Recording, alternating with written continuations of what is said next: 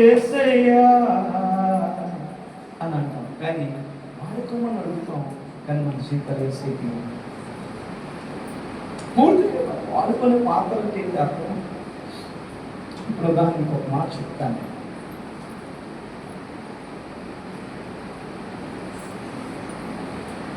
ఒక వ్యక్తికి మనం కొనుక్కుంటే ఒక సైకిల్ మనం ఇస్తాం అనుకోండి, వాడు ఇష్టం అది కదా, అది ఇప్పుడు పడతాడు తీసుకెళ్ళి. ఒక పంచర్ అయిపోయింది అనుకోండి, పంచర్ వేయించుకొని మనం వాడతాడు. అలాగే నీవు నేను మన జీవితాలు దేవుడికి ఇక్కడ కొంతమంది కోసం చెప్పిన దేవుడు మిమ్మల్ని వాడుకుందాం అనుకున్నప్పుడు నీ జీవితాలు పూర్తిగా ఇవ్వాలి. నీకు శ్రమంలో కూడా వాడుకుంటాడు ఆయన, నీకు నీ రోగంతోనూ వాడుకుంటాడు, నీకు ఏమి లేనప్పుడు ఉన్నప్పుడు కూడా వాడుకుంటాడు. ఆయనకి అర్పించుకున్నాం. హల్లెలూయా. అలాంటి సమర్పణ కలిగి మనం ఉండాలి. కాబట్టి ఈరోజు మన దేవుడు ద్వారా దేవుని సన్నిధికి వచ్చాం. ఒక పోరాటం దేవుని సన్నిధిలోకి వచ్చి ఏంటి? బైబిల్ గ్రంథంలో యాకోబు ఉన్నాడు, ఆయన ప్రభు సన్నిధికి వచ్చాడు, పోరాడుతున్నాడు. ఏ విషయమై? తన మీదకి వస్తున్న మరణం నుండి విజయాన్ని చూడాలి. యాకోబు తన జీవితంలో నెమ్మది లేని దినం,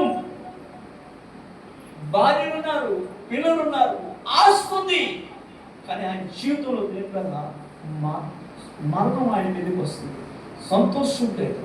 అలాంటి స్థితిలో ఆయన దేవుని సన్నిధికి ఎందుకైనా ఆయన జీవాన్ని పొందుకోవడానికి పోరాటానికి వెళ్ళాలి, సమాధానం పొందుకోవడానికి పోరాటానికి వెళ్ళాలి, తన కుటుంబాన్ని కాపాడుకోవడానికి పోరాడానికి వెళ్ళాలి. ఈరోజు మన దేవుని సన్నిధికి వచ్చి అందరిలాగా మన ప్యాంటు, మన షర్టు, మన చీర ఏది నలక్కుంటా అలాగే స్టైల్గా దేవుని సన్నిధిలో పూర్ణ హృదయంతో పూర్ణ ఆత్మతో దేవాయవచ్చు నా చేతిలో నీ కార్యాన్ని చూడాలనుకుని వచ్చాను. ఈరోజు నేను ఒకటి పట్టుకొని ఇక్కడి నుండి వెళ్ళాలి, ఇక్కడ నేను ఒకటి పట్టుకొని వెళ్ళాలి ప్రభా, అందుకు వచ్చాను. కానీ ఒక ఆశతో, ఒక గురితో నువ్వు ఉండాలి. అప్పుడు నువ్వు పట్టుకొని వెళ్ళగలవు.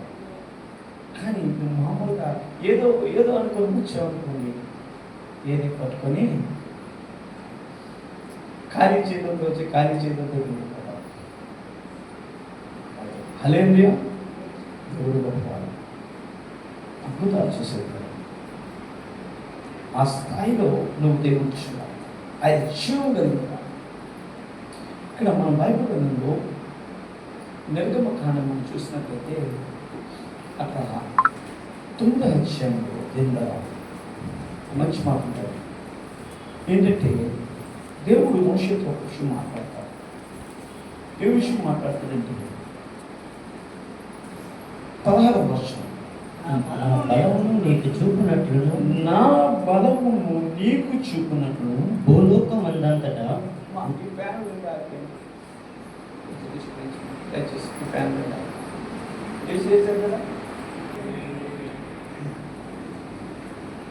దేవుడు మాట్లాడు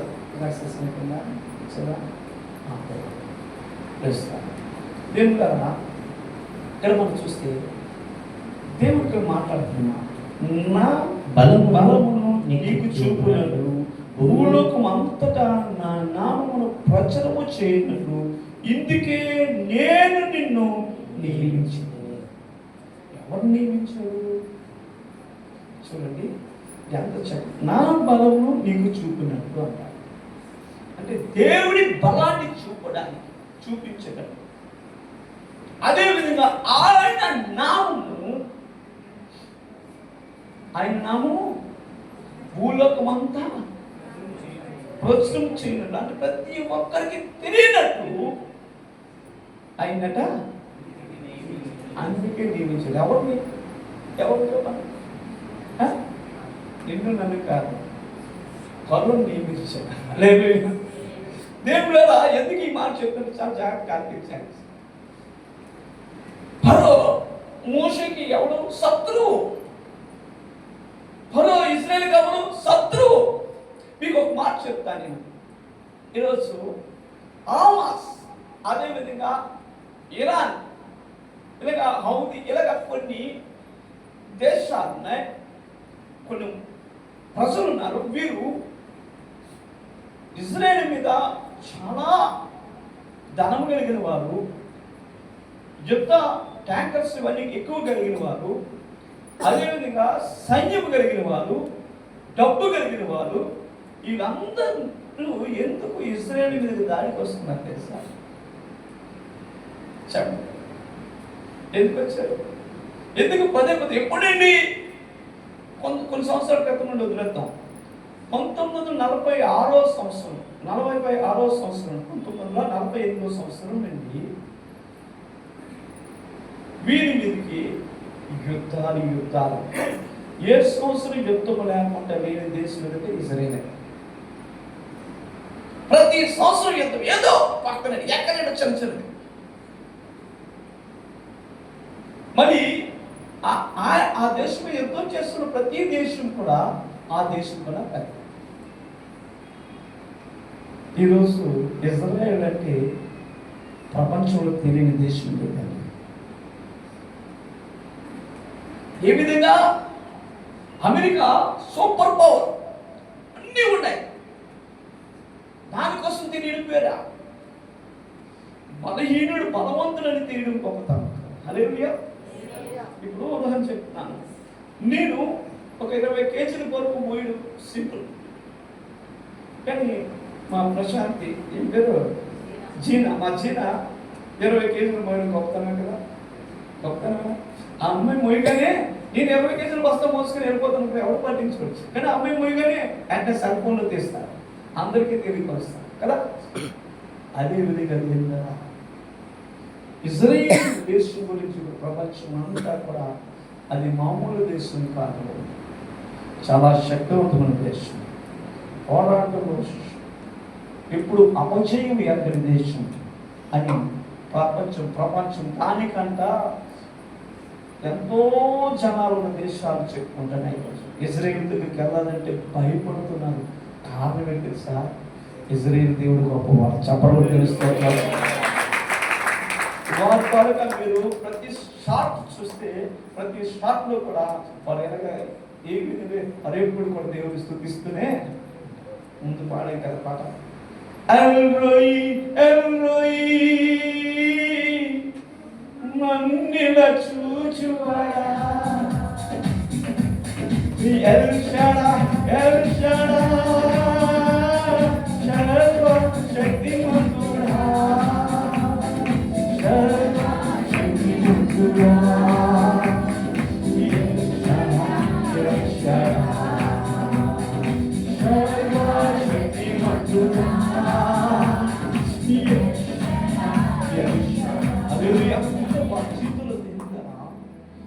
వారితో వారు సేవిస్తున్న దేవుడు నామం ప్రపంచమంతా తెలియాలి కాబట్టి వారికి వ్యతిరేకంగా అనేక దేశాలు లేగాలి. హల్లెలూయా.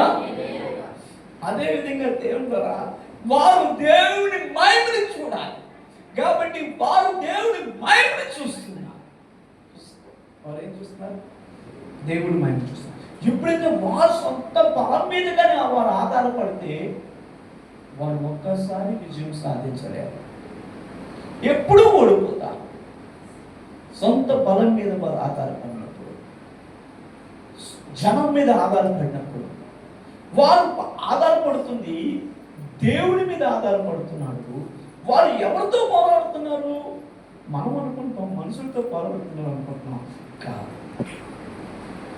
మనుషులను ప్రేరేపిస్తున్నా, మనుషులను ఇబ్బంది పెడుతూ వారితో స్వార్థాన్ని కలుగు చేస్తున్న వాయుమండల దురాత్మ సమూహముతో వారు ప్రార్థన ద్వారా పోరాడుతున్నారు. వారు ప్రార్థన ద్వారా దేవుని స్తుతించడం ద్వారా పోరాడుతున్నారు. వారు ప్రార్థిస్తున్నప్పుడు, వారు ఆరాధిస్తున్నప్పుడు ఇక్కడ జరుగుతున్న గొప్ప కార్యాలు.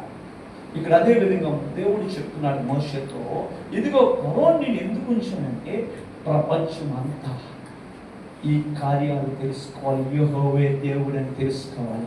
యెహోవా ఎలాంటి కార్యమైన చేయుటకు సమర్థుడని ఈ పరువుని నేను నియమించున్నా. చెప్పడం తెలుసుకోవాలి. ఈ రోజు నీ జీవితంలో వస్తున్న ప్రతి శోధన, ప్రతి కష్టము, ప్రతి హింస అవి నీ దగ్గరికి రావాలి. ఎందుకు తెలుసా? వాటి బట్టి దేవుడు మహిమపరచబడతాడు. ఎలా? వాటి బట్టి దేవుడి నామము నీలో కనపరచబడుతుంది. ఎలాగ తెలుసా? ఉదాహరణకు ఒక మాట చెప్తాను. ఒక ఆయన చెప్తాడు, దేవుణ్ణి నమ్ముకునే వారిని చాలా ఇబ్బంది పెట్టేవాడు. అవసరమైతే ఆయన ఉన్నతమైన స్థానంలో ఉన్నాడు కాబట్టి దేవుని బిడ్డలు ఆ ఇంటర్వ్యూస్కి వచ్చినప్పుడు వారి పేరు కనుక్కొని వారి మాట తీరి వారి పేర్లు కూడా కొన్ని పేరు నా పేరు కుమార్. కుమార్ అంటే హైందువుడా, క్రైస్తవుడా, ముస్లిం ఎలాగా కాదు అనుకోండి. హిందువుడో, క్రైస్తవుడో, బౌద్ధుడు ఎవరికి తెలియదు కదా, కుమార్ పేరు అందరికీ ఉంటారు కదా. కానీ నా మాట తీరి క్రైస్తవుడి యొక్క మాట మృదువుగా, సాఫ్ట్గా, ఒక మర్యాదగా ఉంటుంది. ఆ మాట తీరి బట్టి కూడా చూసి దేవుడి బిడ్డలకి రిజెక్ట్ చేసేస్తుంది వారు. అలాగే చేయడమే కాదు, కానీ దేవుడి బిడ్డలు ఎంతో ఇబ్బంది పెడుతుంది. వారు ఇబ్బంది పెడుతున్న సమయంలో దేవుడు ద్వారా ఆయన జీవితంలో రాత్రింపగల ఒకటే ఆలోచన, క్రైస్తవుడంటే ఉండకూడదు, చేయాలని మొత్తం దేశం, ఆ గ్రామం, ఆ పట్టణం అంతా కూడా ఆయన ఛాంబర్లో ఈయన ఒక క్రైస్తవులకు వ్యతిరేకమైన నియంతగా తయారయ్యారు. ఏం జరిగిందంటే, ఒక దినాన్ని మొట్టమొదటిగా తన భార్య హార్ట్ అటాక్ వచ్చి కాలు చేతులు పడిపోయి మంచం ఎక్కేసింది. ఇంకా ఈయన తన భార్య కోసం పరిచయం చేయడానికి చూస్తాం. ఇదే లోపు తన కుమారుడికి దేవుడా ఆయన కాలు మీద వెళ్తున్నప్పుడు యాక్సిడెంట్ అయ్యి కాలు విరిగిపోయింది. అదే ఆయన మనిషి మీద ఉన్నాడు. తర్వాత ఈయన ఇవన్నీ చూసి ఈయన ఏంటంటే పెరాలసిస్ వచ్చేసింది. స్వతహాగా ఈయనకి కూడా పెరాలసిస్ వచ్చి తన కుటుంబాన్ని తన కళ్ళతో చూస్తున్నాడు. ఏమి చేయలేదు, వేదన చెందుతున్నాడు, బాధపడుతున్నాడు. డాక్టర్ దగ్గరికి, వైద్యుల దగ్గరికి వెళ్తున్నాడు. ఎక్కడ ఆయనకి స్వస్థత లేదు, అంటే అవ్వట్లేదు, నయం అవ్వట్లే. అప్పుడు మొట్టమొదటిగా ఆయన చూస్తున్నాడు. అంటే ఇప్పుడు నోరు లేదు, చేయలేదు, చూడటం. ఈ సమయంలో తన భార్య దగ్గరికి ఒక ఇలాంటి అమ్మాయి బైబిల్ పట్టుకొని వచ్చి, అమ్మ నీకు ప్రార్థన చేస్తానంటే ఆమె తన భర్తగా చూస్తుంది కదా, ఆయన చేస్తూ ఉండదు కదా. ఈ అమ్మాయికి తెలీదు అది ఎలాంటి వాళ్ళని. ఈయన చూస్తున్నాడు తన భార్య కాసి ఏం చేస్తుంది. ఈ అమ్మాయి మంచి ప్రార్థన పడాలి, ప్రార్థన చేసి దేవుడి యొక్క మహిమను పొందుకునే అమ్మాయి ఏం చేసిందంటే, బైబిల్ పక్కన పెట్టి ఆమె మంచం కడుండి మోకాలేసి ప్రార్థన చేస్తుంది, మోకాలేసి ప్రార్థన చేస్తుంది, మోకాలేసి ప్రార్థన చేస్తుంది, మోకాలేసి ప్రార్థన చేస్తుంది. ప్రార్థన చేస్తూ చేస్తూ చేస్తూ చేస్తూ ఒక సమయం వచ్చినప్పటికీ, ఈమె ప్రార్థన ముగించేటప్పటికీ ఆవిడికి ఎదుటి వాడికి ప్రార్థన తెలియదు, కానీ ఆవిడకి అసలు అలా చూస్తుంది. ప్రార్థన గట్టిగా ప్రార్థన చేస్తూ కన్నీరు కాల్చి ప్రార్థన చేస్తుంటే ఈ అమ్మాయి కన్నీరు కాల్చుతుంటే హీటిగా కన్నీరు కాల్చుతుందని ఆవిడకి కాలు చేతులు పడిపోయి కదా, ఆ రెండు చేతులతో ఆమె కన్నీరు తులుస్తుంది అన్నమాట. అలా చూస్తున్నాడు. అయితే ఆవిడ కన్నీరు తులుస్తుంది చేతులతో, 4 చేతులు పనిచేస్తున్నాయి. అలా చూస్తున్నాడు ఆయన. తర్వాత అలా చూస్తున్నాడు. తర్వాత ఆమె దీర్ఘగా లేచి నిలబడాలి. ఆ కళతో చూస్తున్నాడు. ఈమె ప్రార్థనలో శక్తి ఉంది. హల్లెలూయా. ఈమె ప్రార్థనలో శక్తి ఉంది. కళ్ళతో చూస్తున్నాడు. తర్వాత ఏం జరిగింది తెలుసండి, ఆమె ప్రార్థన అంతా ముగించేసింది. ప్రార్థన ముగించేటప్పుడు ఆవిడ అమ్మాయి ముందు ఈవిడి అమ్మాయి ముందు నిలబడదు. ఈ అమ్మాయి ఆశ్చర్యపోతుంది. దేవా నీ గొప్పవాడని దేవుని స్తోత్రాలు చెల్లించి వెళ్ళిపోయిన తర్వాత ఆ తల్లి మొట్టమొదట తన భర్తను చూస్తూ భర్తగాడికి వెళ్ళకుండా కొడుకు మంచం మీద ఉన్నాడు, కాలు ఇరిగిపోయి లెక్కలేని స్థితిలో ఉన్నాడు. అమ్మా అంటున్నాడు. అమ్మ దగ్గర ఆడి దగ్గర పరిగెట్టుకుని వెళ్ళి ఆ కొడుకు కాలు చేసి ప్రార్థన చేస్తుంది. ప్రభు అద్భుతం చేయడం ఏసయ్య, అదిగో ఆమె ప్రార్థన చేసిన ఏసయ్య నేను ప్రార్థన చేస్తాను, నా కొడుకును బాగుచ్చాను, నా కొడుకును బాగుచ్చాను ప్రార్థన చేసేటప్పుడు ఏం జరిగింది అసలు ఆ కొడుకు అక్కడికక్కడే లేచి స్వస్థత పొందాడు. ఇప్పుడు ఆ కొడుకు చూశారు అద్భుతం. ఎవరు చూశారు? కొడుకు చూశారు అద్భుతం. తర్వాత ఈ రెండు చూస్తున్నాడు. ఆయన ఏంటిది అని ఆయన నోటంటే మాట్లాడు అలా చూసుకుని ఏడుస్తున్నాడు. తల్లి కొడుకు ఆయన వెళ్ళారు. వెళ్ళిన తర్వాత ఆయన ఏడుస్తూనే ఉన్నాడు. వాళ్ళు ప్రార్థన చేస్తారు. ఆయనకి ఏమీ బాగోలే.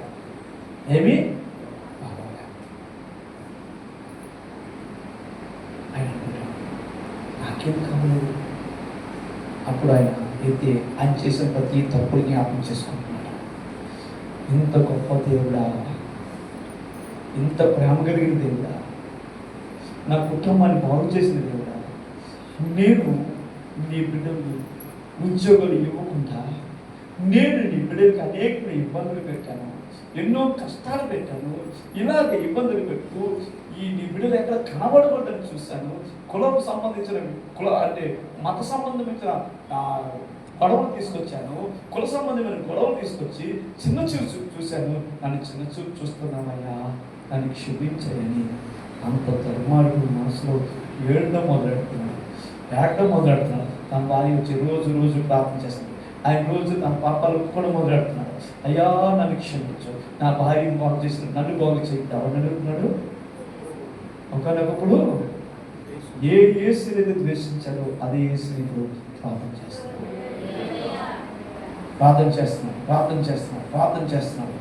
ఒక రోజు వచ్చింది.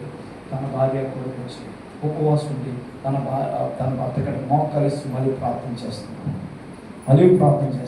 బయటికి వెళ్ళలేదు. బయటికి వాళ్ళు మళ్ళీ దేవుడు నమ్ముకున్నారని తెలిస్తే సమస్య. ప్రార్థన చేస్తారండి. ఒక రోజు ఆయన లేచి కూర్చొని నిలబడి మాట్లాడడం జరిగింది. దేవుడు ఆయన ఇప్పుడు ఆయన మామూలుగా ఉండలేదండి. ఆ ఇంటిలో కూడా అందరూ బయటకు వచ్చారు. బయటకు సమాజం చూసింది, ఆశ్చర్యపడిపోయింది. ఏంటి ఎలాగ మీరు బాగయ్యారు ఏంటి అని అడిగితే వాళ్ళు అంటారు, నేను ఏ యేసునైతే ఇబ్బంది పెట్టామో ఆ యేసే మమ్మల్ని మీ ముందు నిలబెట్టాము. చెప్పండి, ఏ యేసునైతే బాధ పెట్టామో, ఏ యేసునైతే అసహించుకున్నామో అదే యేసు నా భార్య దగ్గరికి నేను మరణ స్థాయిలో ఉన్నప్పుడు వచ్చాను. ఆయన ఈ భూమి మీద ఆయనను మించిన దేవుడు నేనేమి లేదు. ఉద్యోగం మానేశారు, కొడుకు మానేశారు, భార్య అంత స్థాయి విడిచిపెట్టేసి ఇప్పుడు వారు ఊర్లంటే తిరగడం మొదలెడుతున్నారు. యేసు నమ్మకమ్మా, యేసు మంచి దేవుడు, నువ్వు ప్రేమించకపోయినా నేను ప్రేమిస్తున్నాడు, నువ్వు వద్దని నీ దగ్గరికి వచ్చే దేవుడు, ఇదిగో నీ కోసం ప్రార్థన చేస్తాను. ఏ విధంగా ఆ సహోదరి వెళ్ళిందో అలాగే మీరు వెళ్తున్నారు. మీరు ఇప్పుడు ద్వేషింపబడుతున్నా సరే వారు దేవుడు నామాన్ని మహిమపరుచుకుంటూ వెళ్తున్నారు. నేను ఎందుకు ఈ మాట చెప్పుకుంటా, మన జీవితాల్లో దేవుడా సోదరులు కష్టాలు ఎందుకు వస్తాయంటే నీలో దేవుడు నామాన్ని మహిమపరచబడ్డానికి. ఐగుప్తు ఇజ్రాయేల్ మీదకి అంతమంది వెళ్ళారు. ఏం జరిగింది? దేవుడి నామే మహిమపరచబడాలి. అదేవిధంగా ఇక్కడ ఫరోతో అంటున్నాడు, మోషకు చెప్తున్నాడు ఫరో గురించి, ఆయన్ని నేను నా నామము ప్రచురము చేయనట్లును ఇందుకే నేను నిన్ను నియమించి తిని అని దేవుడా నా బలమును నీకు చూపినట్లు భూలోకమంతటా నా నామం ప్రచురం చేయనట్లు ఇందుకే కదా నేను నిన్ను నియమిస్తున్నాను. నీవిక నా ప్రజల పోలియనలక వారి మీద అతిశయపడుచున్నావు. ఎవరు తన ప్రజలు పోనీయట్లేదు అంటే ఎందుకు మాట చెప్తానంటే మన జీవితంలో కొన్ని సమయాల్లో శోధనలు వస్తాయి, కష్టాలు వస్తుంటాయి, బాధలు వస్తుంటాయి, శ్రమలు వస్తుంటాయి. అప్పుడు నీవు మోషే దేవుడి బిడ్డలు దేవుడితో పోరాడినట్లు, అంటే దేవుని సన్నిధిలో ప్రార్థన చేత పోరాడుతున్నట్లు, ఆ జగశక్తులతో పోరాడుతున్నట్లు, ప్రార్థనలో జయం సాధించలాగిన విశ్వాసంతో వారు ఉన్నారు. మొదటిసారి అద్భుతం జరిగింది, కానీ వారి హృదయాన్ని కఠినం చేసుకున్నారు. వాడు పానేలా.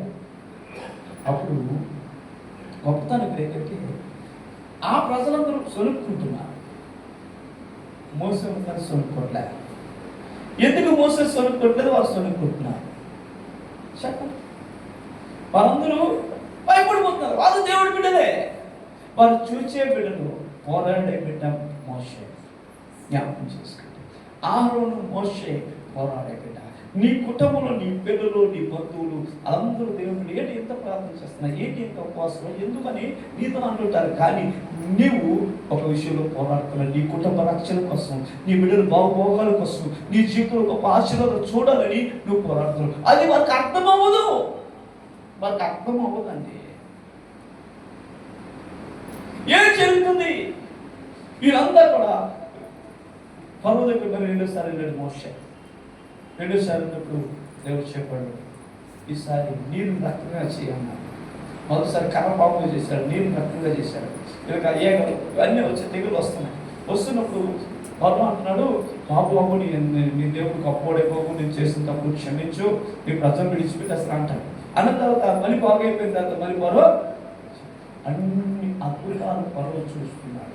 అంటే ఈ దేవుడు సర్వశక్తివంతులని అద్భుతాలు కనపరిచే దేవుడు. లాస్ట్ అంటాడు ఫరో.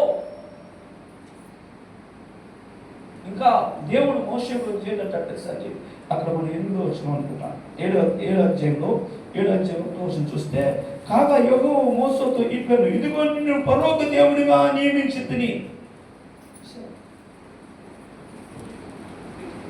ఇలాంటి అద్భుతాలు జరగడం వల్ల ఫరో ఈజిప్టులో, ఐగుప్తులో మోషే ఇజ్రాయేల్ ప్రజలందరినీ తీసుకెళ్ళిపోయిన తర్వాత మోషేని దేవుడిగా కొలవడం మొదలెట్టారు. ఎందుకు ఈ మాట చెప్తున్నానంటే, ఆ విజయం వచ్చినంత వరకు పోరాడుతున్నారు. అంటే ఆ ప్రజలు బయటకు వచ్చినంత వరకు అద్భుతాలు వెంబడి అద్భుతాలు జరుగుతున్నాయి. నీ జీవితంలో కూడా అద్భుతాలు జరుగుతున్నాయి. నువ్వు విడిపిపోవాలి, దేవుడితో మోసం, భయపడద్దు. నీ పిల్లల విషయం కోసం, నీ జీవిత విషయాల కోసం భయపడద్దు. నువ్వు సమస్యలు ఉన్నావు, సమస్యల కోసం భయపడద్దు. అవి నేను ఏమి ఇచ్చే. కానీ ఎవరు భయపడిపోతున్నారు? మోసే భయపడట్లేదు, హారోను భయపడట్లేదు, మిరియం భయపడట్లేదు, కానీ ప్రజలు భయపడిపోతున్నారు. ఎందుకు భయపడుతున్నారంటే దేవుడు మోషేతో మాట్లాడాలి, కానీ వారితో మాట్లాడాడు. జ్ఞాపకం చేసుకోండి, దేవుడు నీతో మాట్లాడాడు, నీ పిల్లలతో మాట్లాడాడు. కాబట్టి వారికి తెలియదు, కానీ వారిని విడిపిస్తావు. నీ ద్వారా దేవుడు విడిపిస్తాడు. హల్లెలూయా. నీతో దేవుడు మాట్లాడాడు, నీ భర్తతో మాట్లాడలేదు. నీ భర్త కోసం ప్రార్థించాలి. దేవుడు నీతో మాట్లాడాడు, నీ భార్యతో మాట్లాడలేదు. నీ భార్య గురించి నువ్వు ప్రార్థించాలి. నీ పిల్లలతో మాట్లాడలేదు దేవుడు, నీ తల్లిదండ్రులతో మాట్లాడలేదు, నీతో మాట్లాడాడు. నీ తల్లిదండ్రుల కోసం నువ్వు ప్రార్థించాలి. ఆ బంధకం నుండి వారు బయటకు రావాలి. ఒక రోజు వారు చూస్తారు. ఎస్, మన మధ్యన స్వాతి ఉంది, ప్రార్థన చేస్తుంది. అలా ఆయన చర్చకి వస్తే ఒప్పుకునేవారు కాదు. ఏంటి రాజుగారు ఒప్పుకోరు, పెడితే పెట్టాలి కదా. రాజుగారికి ఒప్పుకునేవారు కాదు. ఆమె రహస్యంగా ఎవరికి తెలియకుండా ఇలా మొదలు పట్టుకొని ఆ నవ్వు చూసేస్తారని మాస్క్ వేసుకుని చర్చకొస్తుంది, ప్రార్థన చేస్తుంది. ఈవిడ ప్రార్థన విలువకి తెలియదు, ఆ పిల్లలకి తెలియదు. ఇబ్బంది పెడుతున్న వాళ్ళని చాలా. కానీ ప్రార్థన చేస్తున్నాం. ఒకరోజు ఎవరో చూస్తే చర్చిలోకి అందరూ వస్తారు, అన్ని పక్కల కూడా మీ ఆవిడ కూడా వస్తుందా చర్చికి? ఆవిడ వస్తుంది చర్చికి లేదా చూసాను మీరు? నిజం నేను చూసి నాకేదో తెలియదు మీ ఆవిడే. ఇంకా అయిపోయింది అవసరం ఇంకా ఆరింట్లో వాళ్ళందరూ పిలిచి ఇంట్లో వాళ్ళందరూ పిలిచి అందరూ కూర్చొని ఏటమ్మా పరిస్థితి మరి మాతో ఉంటావా వెళ్ళిపోతావా? మరి మేము కావాలా ఏసే కావాలా ఏంటి? చర్చికి వెళ్తావా ఏంటి? ఇంకెప్పుడు చర్చికి వెళ్ళాలంటేనే ఇంకెప్పుడు చర్చికి వెళ్ళాలి ఇంట్లోనే ఉంది. కానీ ఇంట్లో ఏంటి? దేవుడు ఏం చెప్తున్నాడు? నీ బట్టి నీ కుటుంబాన్ని నేను రక్షిస్తున్నాను. ఆ మాటతో ఇంట్లోనే భర్తకు తెలియకుండా ప్రార్థన చేసుకోవాలి. చర్చికి రావాలి, ప్రమాణం చేయించాలి. చర్చికి రావాలి, ప్రార్థన ప్రార్థన ప్రార్థన ఏడుస్తూ ప్రభా ఏంటి నువ్వు నాతో మాట్లాడావు. ఒక సమయం వచ్చింది, ఇప్పుడు ఆవిడ రావట్లే, అది ఆయన ముందు వస్తాను చెప్పండి తెలుసుకోవద్దా? చర్చిలో మోసము ఆవిడ పోయింది, ఆయనే మోస్తున్నాడు. చర్చిలో ఏది కావాలంటే ఆయనే ఇస్తున్నాడు. రాత్రి పగలు నిద్ర లేకుండా చర్చి పని చేస్తుంటాడు కొన్ని సంఘాలు. ప్రార్థించాలి. దేవుడి సన్నిధిలో మనకి దేవుడు ఇచ్చిన దర్శనం నెరవేరినంత వరకు కూడా ప్రభు పాదాలు గట్టిగా పట్టుకొని ప్రార్థించాలి. ఏదో ప్రార్థన చేస్తున్నాం నామకారణంగా కాదు, పోరాటంలో విజయం సాధించాలి. ఏ విషయంలో దేవుని సన్నిధిలో మోకరిస్తున్నాం, ఏ విషయంలో దేవుని సన్నిధిలో మనం పెడుతున్నాం, ఆ విషయంలో నీకు విజయం వచ్చేది ఆగన ప్రభు దగ్గర తగ్గించుకొని ప్రార్థించి పరిశుద్ధంగా ఉండాలి. దేవుడు చెప్తున్నాడు, మోషే అద్భుతాలు చూడడానికి కారణాలు ఏం తెలుసా? మొట్టమొదటి తన జోలు విప్పాడు. దేవుడు చెప్పాడు, నేను జోలు విప్పాయా అన్నాడు. జోలు అంటే ఏం తెలుసా? లోకానుసారమైన జీవితాన్ని విడిచిపెట్టాడు. ఇది పరిశుద్ధమైనది. దేవుని జ్ఞాపకం చేసుకోండి. రెండోది, మోషే చేతులకు పడేటువంటిది కర్ర ఉంది. కర్ర ఏంటి తెలుసా? కర్ర ఏం తెలుసా? మోషే చేతుల కర్ర మీకు చెప్పండి. మోషే చేతుల కర్ర వెరీ గుడ్. బైబుల్ ఏంటి? ఏం పాస్టర్ బైబుల్ అని ఎలా చెప్తున్నావు? పూర్వ దినాల్లో దేవుడు కదా ఈ అక్షయంత్రం ఉంది కాబట్టి ఇవన్నీ కనిపించాలి. అప్పుడు ఏం చేశారంటే వారు తరాలు కూడా చిన్న అక్షరాలతో ఒక దండం మీద రాసేవారు. ఆ తండ్రి తన కొడుకు ఏం ఇస్తుంది సార్? తన తర్వాత స్థానం ఇవ్వడం అంటే ఏంటో సార్? తండ్రి దగ్గర ఉన్న కర్ర ఇవ్వడం. ఆ కర్ర మీద ఆ యొక్క చరిత్ర ఉంటారు. అంటే నేను దేవుడు ఏం చేసినా ఉంటాయి. అలాగా కర్ర మీద రాసింది. అందుకని ఆ కర్రని చదువు కాదు. కాబట్టి నీ జీవితంలో ఎప్పుడు కూడా విజయం చూడాలంటే దేవుని వాక్యం అనే ఈ గుడ్డి కర్ర చేతిలో ఉండాలి. అలా బాబు ప్రార్థన చేస్తాను. బైబుల్ కూడా కనుక పట్టుకుని ఆరోపించి అంటే దానికి ఎంతో గౌరవం.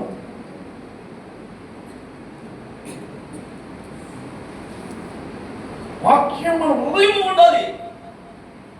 వాక్యాన్ని ధ్యానం చేస్తుండాలి. ఈ రెండు నీలో ఏంటిది? పరిశుద్ధత. దేవుడు ఏం చెప్పాడు? పరిశుద్ధత. హోలీగా నువ్వుగా పరిశుద్ధిగా చూస్తే ఇంకొక జీవితంలో చూస్తాను. నేను మిక్స్డ్ ఎవరు ఉండే ఇంకా. అందుకని నేను అద్భుతాలు జరగకుండా ఉండాలనే సాధారణ ఏం చేస్తాడు? నేను అపవిత్ర పరుస్తుంటాడు కదా. సాంసన్ అంటే ఫిలిస్తీన్లకు భయం. ఇప్పుడు ఏం చేయాలి? మంచి అందమైన దేవి మీద పంపించారంటే వ్యభిచారంలో పడగొట్టారు అంతే. ఇంకా సాంసన్ బ్రతికేట్ అయిపోయింది, పెంట గొప్ప అయిపోయింది. జాగ్రత్త. దేవుడు మన జీవితంలో దేవుడి దగ్గరికి వచ్చిన నీవు పరిశుద్ధతను ప్రేమించాలి. దేవుని ప్రేమించాలి, పరిశుద్ధత. వస్తాయి తలపు, వస్తాయి కోరికలు, వస్తాయి ఆశ, వస్తాయి. దేవుడు నాకు వాటి మీద విజయం దయచేసి నిన్ను ఎక్కువగా ప్రేమించాను కదా, నిన్ను ఎక్కువగా ప్రేమిస్తే నేను అన్ని విడిచిపెట్టగలను ప్రభా అని ప్రభున్నారుగా. ఎవరు ప్రేమించాలి? దేవుడు. సినిమా కన్నా ప్రభుని ప్రేమించాలి, సెల్ ఫోన్ కన్నా ప్రభుని ప్రేమించాలి, తిండి కన్నా ప్రభుని ప్రేమించాలి, మన భర్తల కన్నా ప్రభుని ప్రేమించాలి. మనం ఈ లోకంలో ఉన్న వాళ్ళకన్నా ప్రభుని ప్రేమిస్తుంటామో, ఎప్పుడైతే ఆయన ఎంత ప్రేమిస్తావో అనేది ఎలా తెలుస్తుందంటే నువ్వు విడిచిపెట్టే దాన్ని బట్టి నువ్వు ఎంత ప్రేమిస్తున్నావో తెలుస్తుంది. హల్లెలూయా. నువ్వు లోకాన్ని ఎంత విడిచిపెట్టావో, ఎంత డెడికేట్ చేస్తున్నావు అనేది నీ యొక్క జీవితం బట్టి ప్రభుని ప్రేమిస్తుంది తెలుస్తుంది. హల్లెలూయా. కాబట్టి ఇదేం కదా, పరిశుద్ధంగా రెండోది వాక్యము మనం ధ్యానం చేస్తుంటాం. ఈ వాక్యము మనకేం చేస్తుందంటే గైడ్ చేస్తుంది. వాక్యం ఏం చేస్తుంది? గైడ్ చేస్తుంది. ఎలాగ శత్రువుతో పోరాడాలో నేర్పిస్తాడు. బైబిల్ చెప్తుంది దేవుని వాక్యము మన వేడికి యుద్ధం నేర్పిస్తుందట. ఏ విధంగా దేవుని యొక్క ధైర్యంగా చేతులెత్తాలి, నువ్వు వాయించేటప్పుడు ఆత్మతో సాతాను శక్తులు పారిపోతాయి. దావీదు పాడగా సౌలుకు విడుదల, కలతలు తీరి నెమ్మది పొందెను, కలతలు తీరి నెమ్మది పొందెను, స్తుతించిన సతాను పారిపోతాడు. చూసా అంటే ఎలాగా? చాలా మంది స్తుతిస్తారు, అవి వచ్చి కూర్చుంటాయి. వాళ్ళు ఎలా స్తుతిస్తారు కదా సార్? ఉదయం అంతా పాపం, ఉదయం పరిశుద్ధతో లోకానుసారమైన జీవితం, మంచి స్వరం దేవుడిస్తే ఆ మంచి స్వరంతో దేవుడు స్తుతిస్తారు. కానీ ఉదయం అంతా పాపం, ఉదయం అంతా పవిత్రత, మనసు అంతా చెడిపోయింది, లోకంతో ఉంది, పరిశుద్ధత లేదు. దాంతో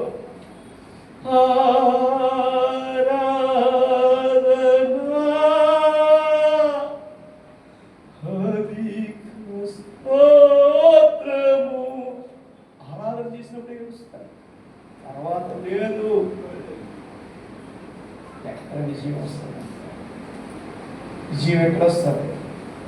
నది.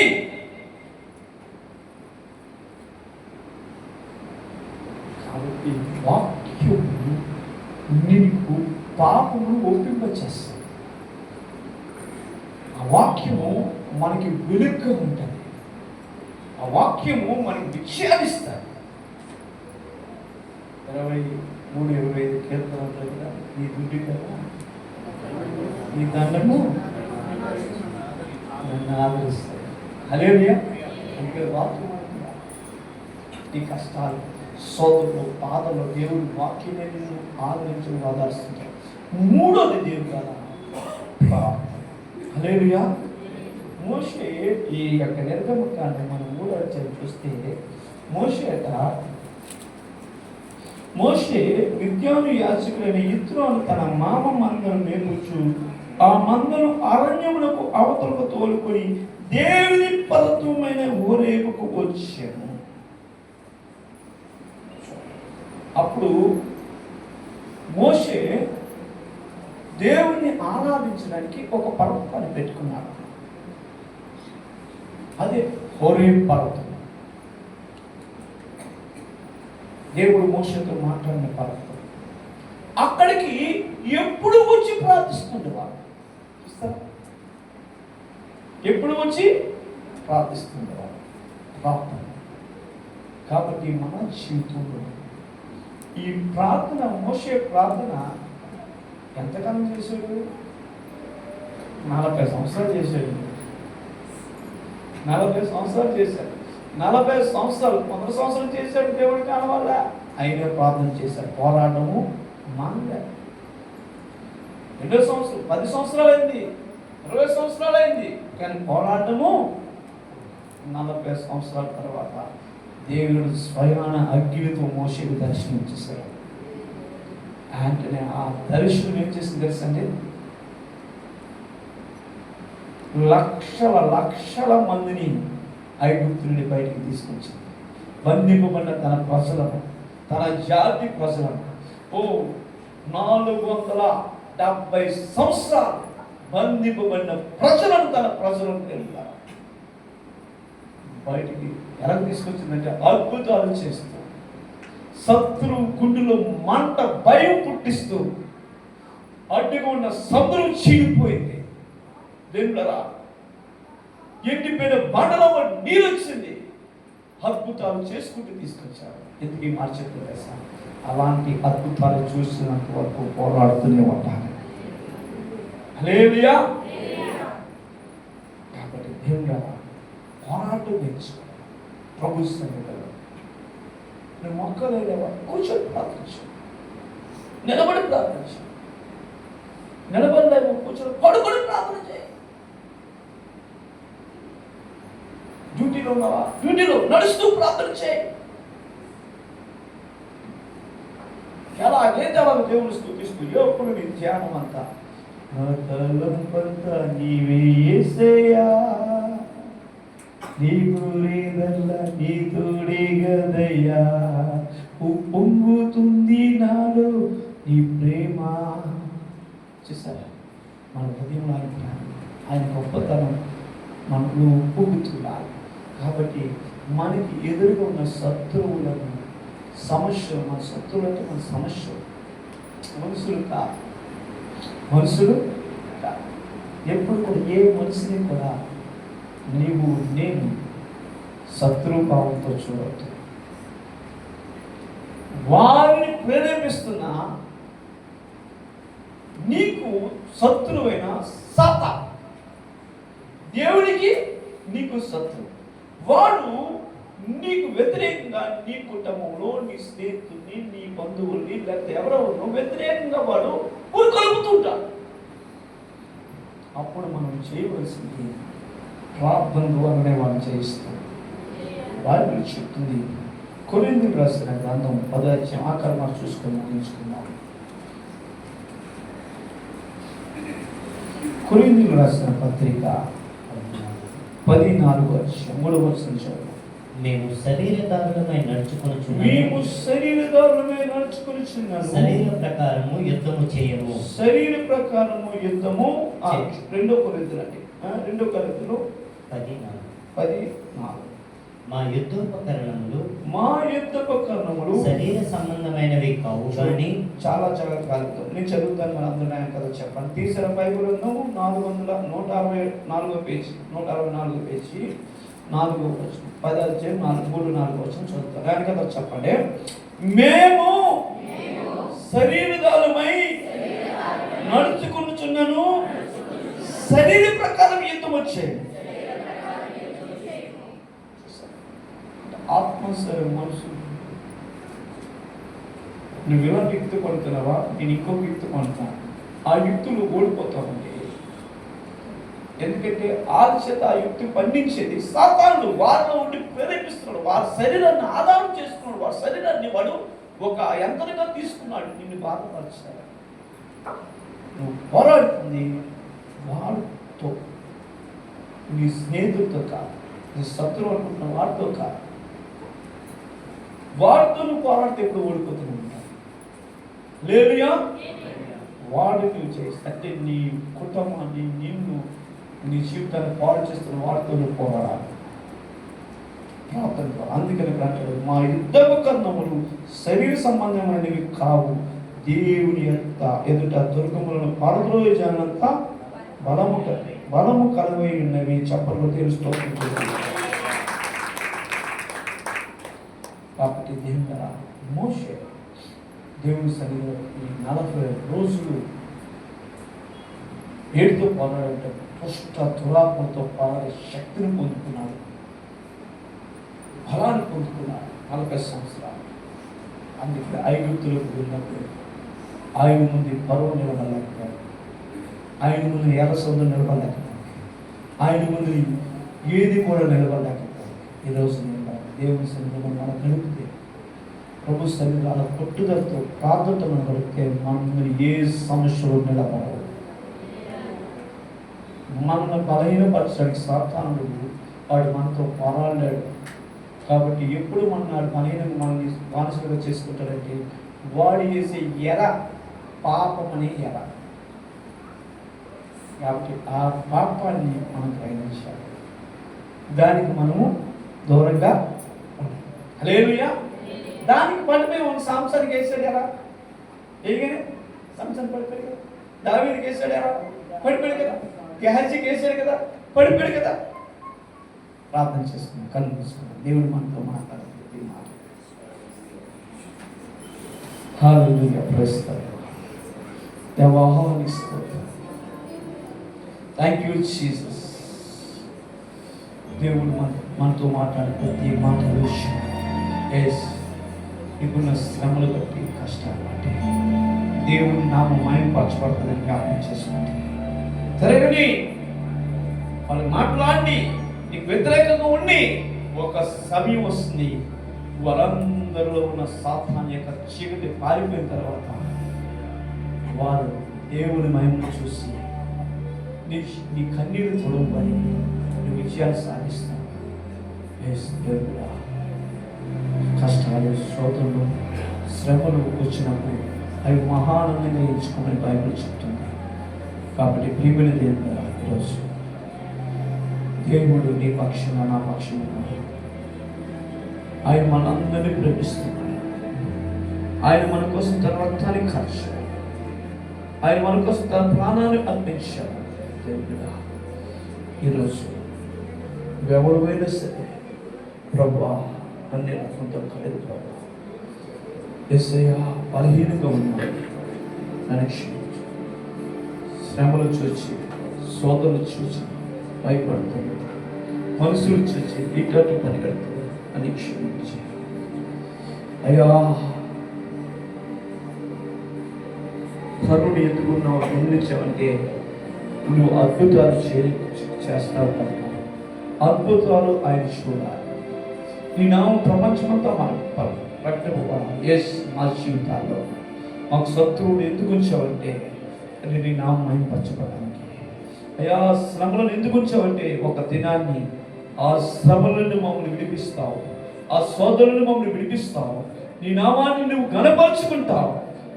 మాలో తండ్రి నిన్ను నువ్వు కొనియాడుకుంటావు. వందనాలు చెల్లిస్తావు. అవును తండ్రి, మా జీవితాల్లో మేము చేసే ప్రతి తప్పిదములను క్షమించు ప్రభా. నీ రక్తంతో మమ్మల్ని కడగండి ప్రభా. ఈరోజు చేరిన ప్రతి ఒక్క బిడ్డను దీవించండి. మంచి పోరాడే యోధులుగా, పరిశుద్ధిగా జీవించేవారుగా మేము జీవించడానికి సహాయం చేయండి. నీ కృప మాయల్లో చూపించు. స్తుతిస్తున్న చేరి ప్రతి ఒక్కరిని చేతులు అప్పగిస్తూ మహిమగా చెల్లిస్తున్నాను, స్తుతిస్తున్నాను.